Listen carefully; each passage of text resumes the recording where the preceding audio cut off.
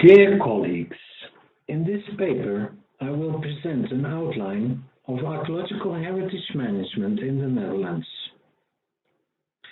The way in which the Dutch deal with archaeology should be viewed in the larger context of Dutch culture, the administrative political organization of the Dutch state, and spatial developments within the Netherlands. Therefore, it is good to give some characteristics of the Netherlands first. The Netherlands is a kingdom and a parliamentary democracy. The Netherlands has approximately 17.5 million inhabitants and has an area of over 41,000 square kilometers. The population density in the Netherlands is therefore very high by European standards, over 400 inhabitants per square kilometer, more than 4 times higher than in Serbia. In 2018, Dutch gross national product amounted to approximately $740 billion. At that time, the Netherlands was the 18th largest economy worldwide.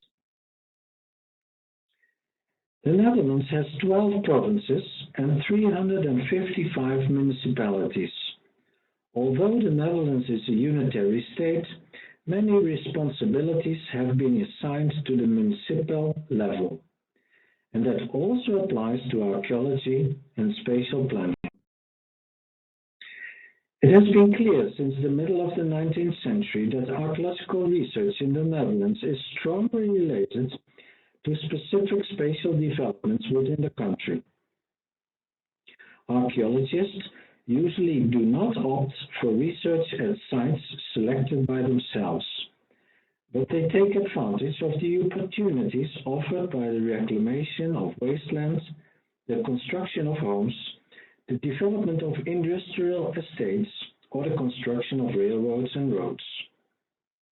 At the moment, the archaeological task is therefore determined by large-scale housing, the expansion of existing industrial sites, the widening of existing roads and the construction of new ones, the maintenance and the expansion of waterways, large-scale extraction of sand and gravel, construction of new forms of energy supply, and the creation of new nature.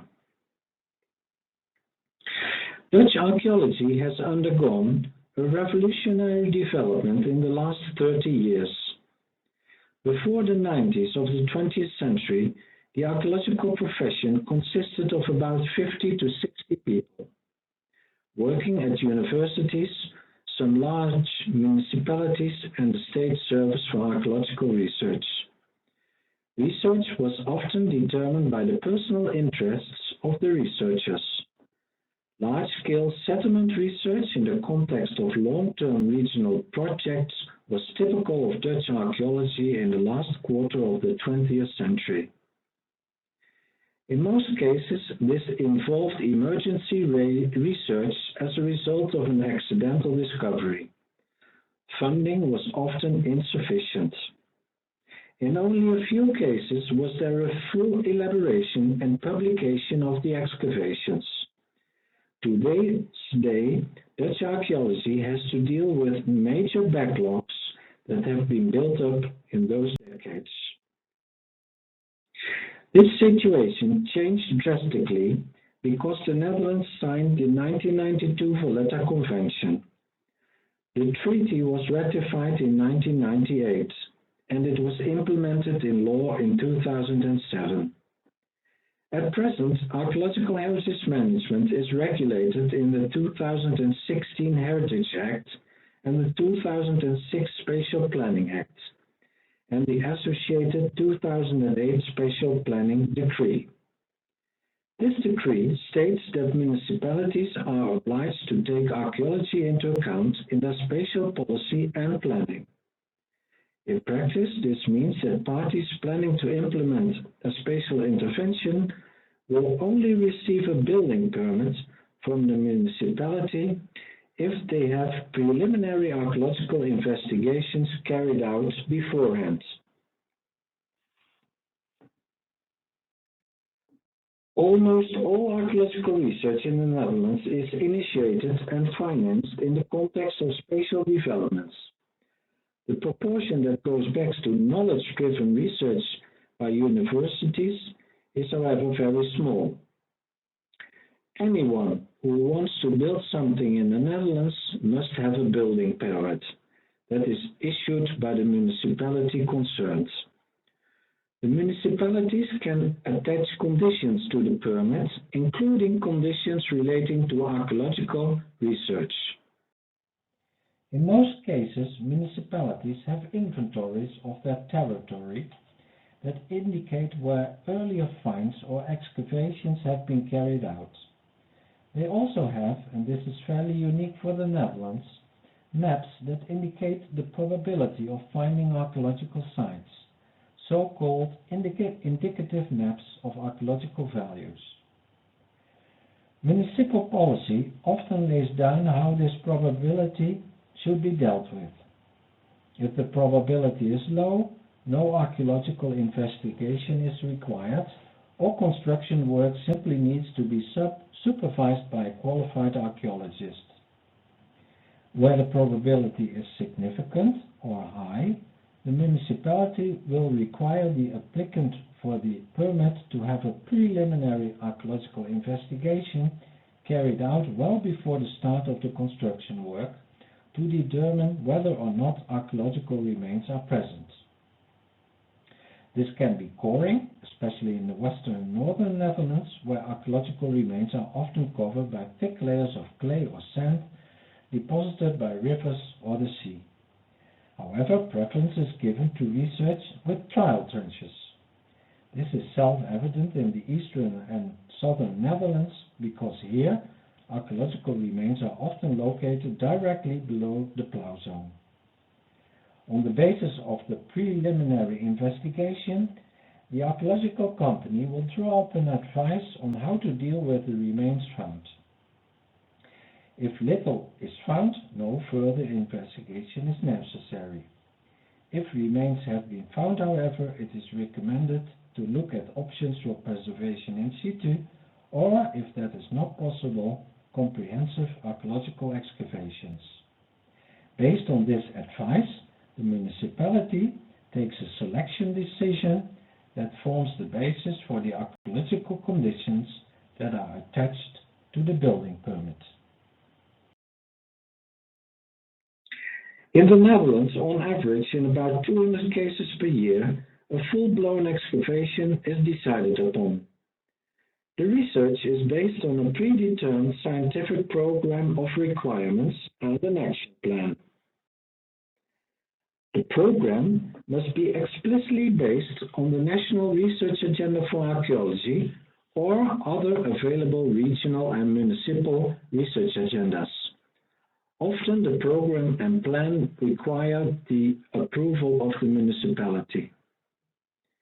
This research is almost always carried out by a commercial archaeological company with a certificate. In the Netherlands, there is an excavation ban, and only parties, often commercial companies, about 30, with a so-called excavation certificate are allowed to carry out archaeological research. This certificate is issued by a certifying institution that annually checks the certificate holder whether the holder complies with the Dutch quality standard for archaeological research. Archaeological research in the Netherlands is fully paid for by the developer. The excavating party has the legal obligation to provide a final excavation report within 2 years of the completion of the excavation, to submit the excavation data to a national database, and to deliver the preserved finds to a provincial or municipal depot. The results are public after 2 years and available for further scientific research. For about 5 years now, a structural budget has been available in the Netherlands to synthesize the extensive digging research in the Netherlands, the so-called Malta Harvest Studies. In the meantime, 15 volumes have been published in which the knowledge gains in the last 15 years have been described for certain regions and/or certain periods. These syntheses are an important source of inspiration for the revision of research agendas. It is good to know that archaeological field research in the Netherlands involves about 25 to 30 million euro per year, the largest part paid for by developers. About 700 people are employed in commercial archaeology, and about 600 people work for the national government, provinces, and municipalities. Archaeology is a subject of research and education at 4 Dutch universities. About 30 people work there if we look strictly at the involvement in research in our country. The design of archaeological heritage management in the Netherlands has a number of obvious advantages, certainly compared to the situation before 2000. The financing of archaeological research has been secured.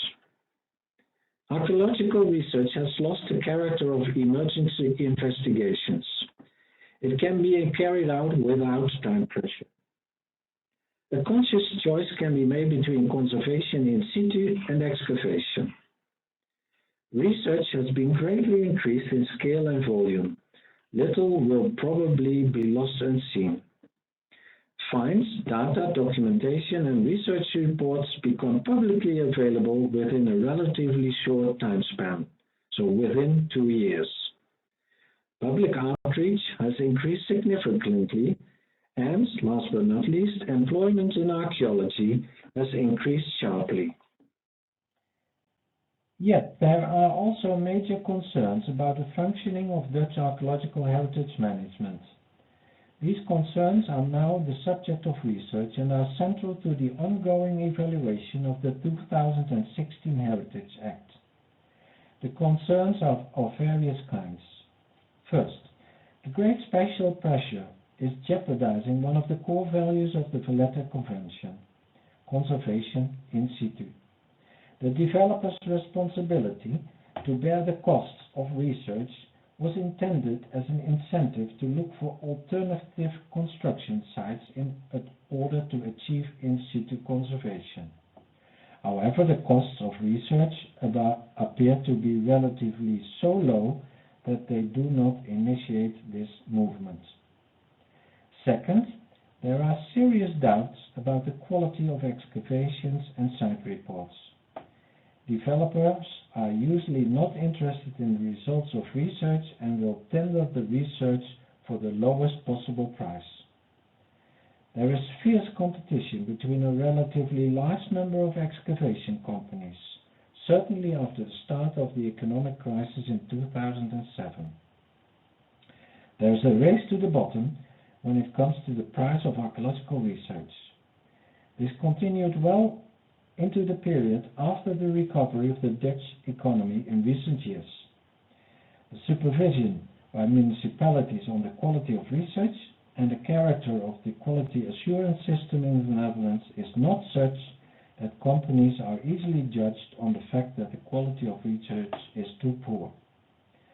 Third and last, the competitive relationships in Dutch archaeology are such that this appears to have a major influence on wages. The salaries, the wages of young archaeologists have been very low for many years, a reason for many to decide to leave archaeology. I hope to have given you a brief overview of the archaeological heritage management in the Netherlands. You can always contact me to answer questions. I thank you for your attention.